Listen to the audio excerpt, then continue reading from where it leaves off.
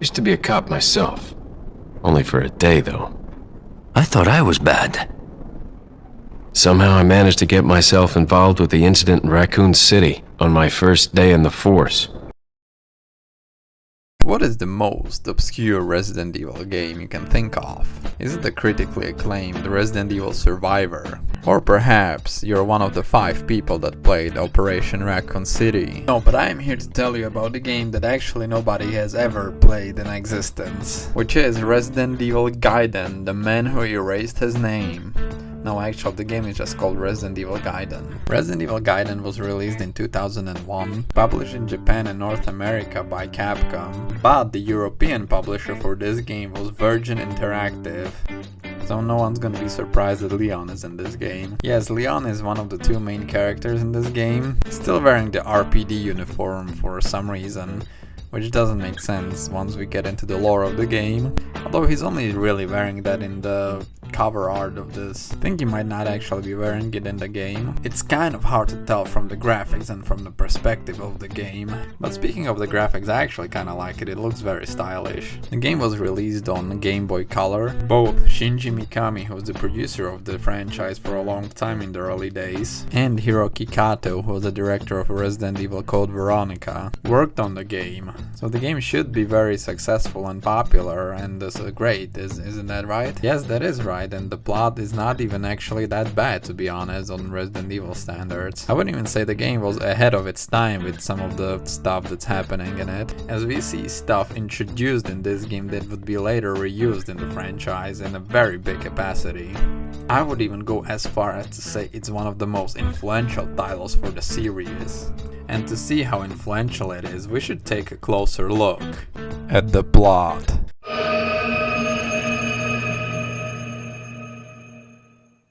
As I mentioned before, the game has 2 central protagonists, Leon S. Kennedy and Barry Burton. who both join an organization set out to put an end to Umbrella and bioterrorism as a whole. So Leon is sent out to investigate a ship named Starlight, which is rumored to be carrying a new type of bioweapon created by Umbrella. The organization loses contact with Leon soon after he boards the ship, so Barry is sent to find him. And this is where the game actually begins. Right from the beginning you can see 2 things. Barry actually being sent to the ship to rescue Leon, and an incredibly ear-piercing soundtrack.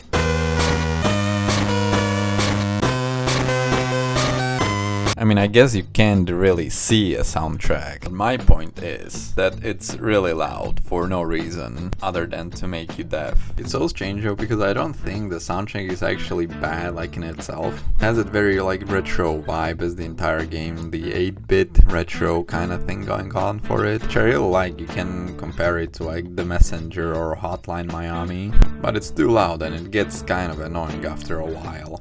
The combat in the game also works in an interesting way, as it switches into the first-person perspective, and you sort of need to hit the slider at the right time to kill a zombie. You actually need to hit it a couple of times, and it also doesn't guarantee that they're gonna die. They can come back at any time. I mean, it makes for an interesting combat mechanics for the obvious limitations of the game, but as with the soundtrack, it gets tedious and annoying after a while, so it just makes you want to avoid enemies as much as possible, which I mean, it's not a bad strategy nor bad game design, is actually pretty cool, as avoiding enemies is something that you might want to do in most Resident Evil games to save up ammo. I mean, it really depends on your playstyle, and Barry really seems like the kind of guy who would want to save up ammo. Actually, he doesn't. He kinda shoots everything in his way all the time. But speaking of Barry, let's get back to his adventure of looking for Leon S. Kennedy, his very close friend. Barry naturally finds out that the entire ship is infested with zombies as per usual.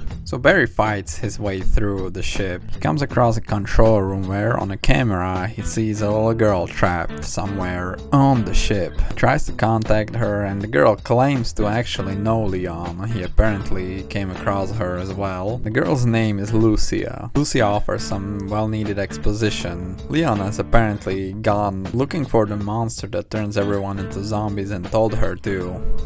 wait here. But their conversation is very quickly and rudely interrupted by a monster banging on Lucia's door. So Barry, being the nice guy that he is, he hurries to the sun deck to rescue Lucia.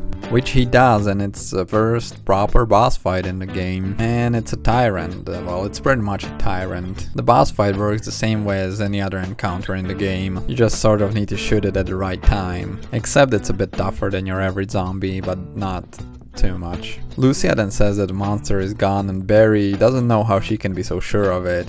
But she says that she can sort of sense it, which makes Barry suspicious. Sounds familiar, Barry taking care of a girl with special powers? Well, it should. No, seriously, it should, because it took place in Resident Evil Revelations 2, which is the most underrated Resident Evil game of all time. So if you haven't played it, then don't even try to speak to me, your opinion doesn't matter on anything. People who have not played Resident Evil Revelations 2 should not be allowed to vote. Anyway, Barry is suspicious of Lucia, but he takes her with him anyway. She doesn't really appear in the gameplay, but she does have a health bar. Lucia gets kidnapped pretty soon after, however, in a very he's right behind me, isn't he type of situation. Barry Burton sets off to find her. Instead, he finds Leon sleeping on a mission, as he does pretty often. Barry decides to wake him up from his nap, and they set out to find Lucia, which they do. Barry reveals his concerns about Lucia to Leon, but Leon just brushes it off, saying that she just has enhanced senses and enhanced sense of healing. Which is pretty concerning when you think about it. Given all the things that they witnessed in their lives back in Raccoon City, I think it'd be just safe to be at least a bit suspicious of Lucia, especially because the BOW didn't kill her, they just kidnapped her. Anyway, they end up finding her and fighting the BOW, but the ship suddenly blows. The HQ contacts Barry about the BOW that they're looking for, saying that it has green blood, that it's something to remember, and you should remember it too when you're playing the game, because it will be rather important in life. So they decide to activate the sprinkler system to stop the fire from spreading from the explosion, which Leon and Lucia set out to do, and from now on you're playing as Leon. On their way back though, they overhear Barry talking to Umbrella. Dun dun dun, double crossed again. And again, it's Barry, who sort of has a history with betrayal. So Barry, being the absolute dickhead that he is, actually kidnaps Lucia and boards the Umbrella submarine. However, Barry is also an expert in double crossing, so he actually reveals to the captain of the submarine that he was only pretending to be a traitor to get Lucia off the ship. Definitely didn't see that one coming, that only happened once before, but not a lot actually. He still kind of left Leon on the ship, so he's still kind of a dick. I guess Leon never mattered to him that much anyway. Barry has actually figured out that inside Lucia there is a parasite. It is the actual BOW that Umbrella is interested in, and he kind of wants it gone, because that's not very ideal for their situation. I mean, Lucia herself, she doesn't really seem to care at all, but Barry's pretty insistent. So the surgeons on the submarine actually do operate on Lucia, and just like that, the parasite is out. It manages to attack the submarine's captain, and it drains the life from him and turns him into a zombie, because that's apparently how zombification works now. I mean, I'd like to get that thing drained alive from me, if you know what I'm saying. This feels like a very strange censorship of a kids show, where they are not allowed to use the word kill, so they just say drain the life force from him. I think they did something like that in Spider-Man in the 90s series with Carnage. This is actually where things get pretty confusing. As per usual, the parasite kills the entire crew of the submarine, and Barry and Lucia are forced to navigate their way back to Starlight, where they find Leon, but Lucia does not think that's Leon, even though it pretty clearly is Leon. As it turns out, the monster, the BOW, is actually a shapeshifter, and it shapeshifted into Leon. Pretty convincingly. It fooled Barry, and nothing gets past Barry. So they go back to the engine room, where they meet the real Leon. Then you get a standard, we don't have any time to explain, we have to get out of this ship, so they head back to the submarine. After Leon is obviously distrustful towards Barry, I mean, he got betrayed before, you can't really blame him. Lucia though gets grabbed by the BOW, but Barry rescues her, but now there are two Lucias. Which one is the real one? I don't know, tell me something that only the real Lucia would know. Who was the 4th president of the United States? There's no need for quizzes though, because Lucia just grabs a knife and shows her red blood, confirming that she's the real one. Leon and Barry naturally defeat the monster. They all board the submarine and they're going home, mission accomplished. Barry even offers Lucia to adopt her, which I'm sure will never happen in the franchise again, where a girl with special powers will get adopted by Barry after the events of the game. They also know that Lucia's hand isn't healing, so her powers were actually from the parasite.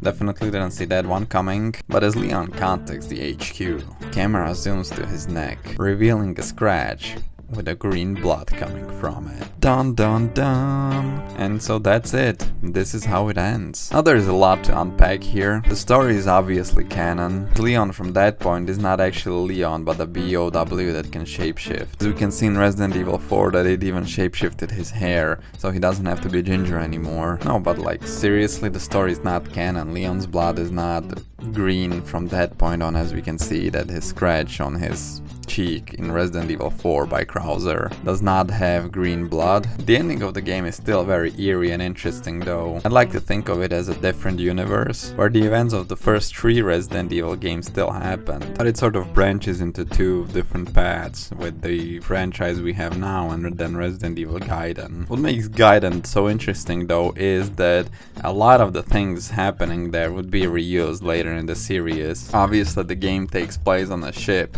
which would be later reused in Resident Evil Dead Aim, which came out a year after Gaiden. Same with Resident Evil Revelations, where the game takes place on Queen Zenobia, which is also a ship. And quite frankly, the story in Gaiden is better than in Revelations and Dead Aim, like to be honest. Starlight is also a far better name than Queen Zenobia. And there's also the part with Barry adopting Lucia, which Barry would have a close relationship to little girls in the franchise from that point on. That sounded way worse than it actually is. The point is he has daughters, so he sort of has this fatherly instinct, and he would later adopt Natalia after Revelations 2, which is actually Alex Wesker. It's almost like this game was split into 2, into Revelations and Revelations 2. It even ends in a very similar way to Revelations 2, where the bodies of Natalia and Alex were swapped, and here Leon gets swapped with the POW, both successfully infiltrating the US government. I actually wonder if Capcom took inspiration from this game when making Revelations and its sequel, but maybe it was just one big coincidence. When it comes to the gameplay, it's obviously very limited.